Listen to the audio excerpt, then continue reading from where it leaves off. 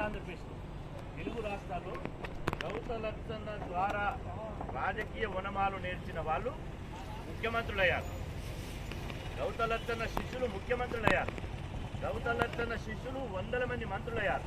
గౌతలచ్చన్న శిష్యులు రాజకీయ పార్టీ పెట్టారు. ఇది నేను చెప్పేది కాదు. ఇవాళ దివంగత ముఖ్యమంత్రి కొనిజేటి రోసయ్య గారే లక్షల మంది సాక్షి ప్రకటించారు. ఇవాళ నేను ముఖ్యమంత్రి స్థాయికి ఎదిగినంటే, నేను రాజకీయంగా ఉండనంటే నాకు రాజకీయ వనమాలు నేర్పినటువంటి గౌతలచ్చన్న గారి పుణ్యం అని చెప్పాడు. అంటే గౌతలచ్చన్న గారు శిష్యులు ముఖ్యమంత్రులయ్యారు, ఎంపీలయ్యారు, కేంద్ర మంత్రులయ్యారు, రాష్ట్ర మంత్రులయ్యారు. వారు వేసినటువంటి బీజం ఈ తెలుగు రాష్ట్రాల్లో మేలునకపోయింది. అట్లాంటి గొప్ప మహానుభావుని యొక్క విగ్రహం ఇవాళ జనానికి వచ్చింది.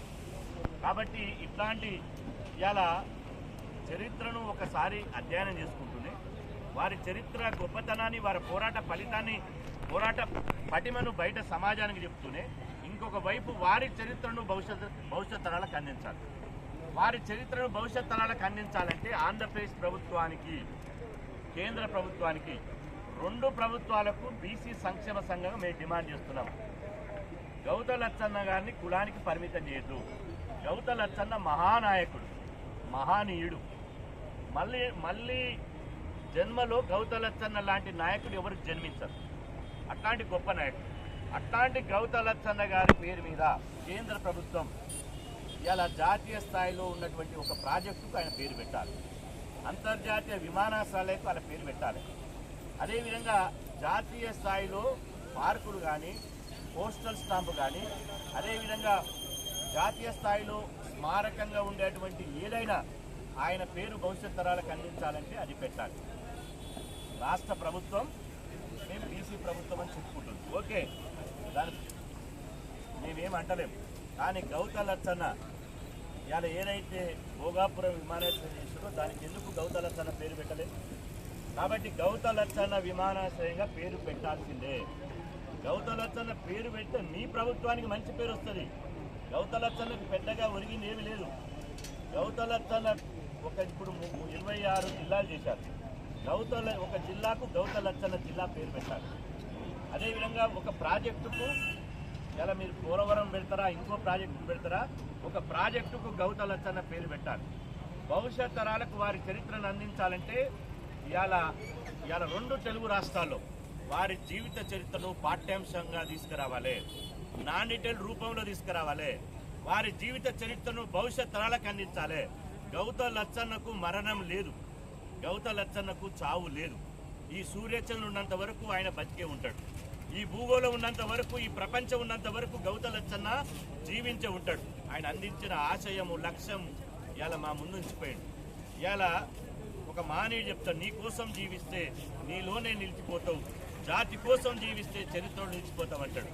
ఇవాళ గౌతలచ్చన్న వారి కుటుంబం కోసం కాదు, జాతి కోసం జీవించింది కాబట్టి చరిత్రను నిలిచిపోయాడు.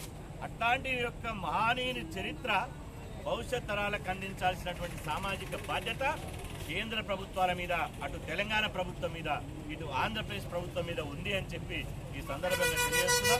ఖచ్చితంగా గౌతలచ్చన్న వారసులుగా ఆయన రక్తాన్ని మా శరీరంలో ప్రవహిస్తుంది. ఆయన యొక్క ఆశయం మా మదిలో మెదులుతుంది. ఆయన యొక్క స్ఫూర్తి మా నరాన ఉప్పొంగుతుంది.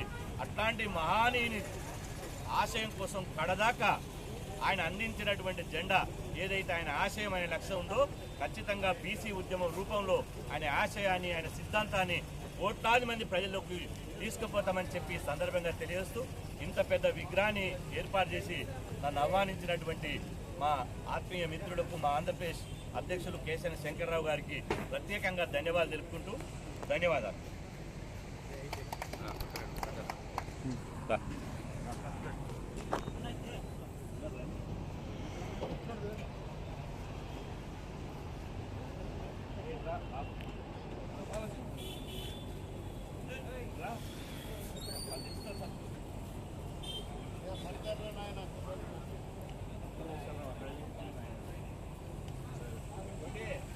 అమ్మను అక్కడ ఉన్న